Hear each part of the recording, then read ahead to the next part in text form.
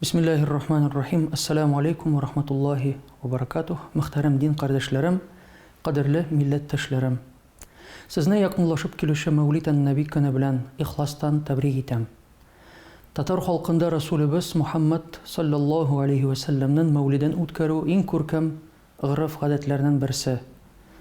Бүген дә әби бабаларыбызның шушы күркәм гадәттән дәвам итү татар өммәтендә иманнарны ныгыта, күңелләрне паклый, динебезнең матур кыйммәтләрен тарата, милләтебезне үзенең рухи асылына кайтара.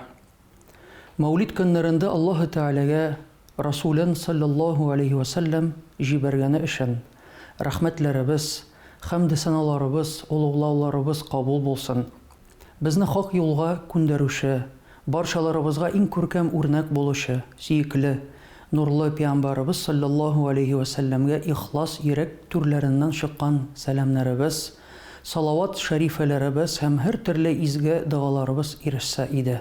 Раббыбыз милләтебезгә пәйгамбәр саллаллаху алейхи ва сәлләмнең сөннәтенә ияреп яшәргә насыйп әйләсен.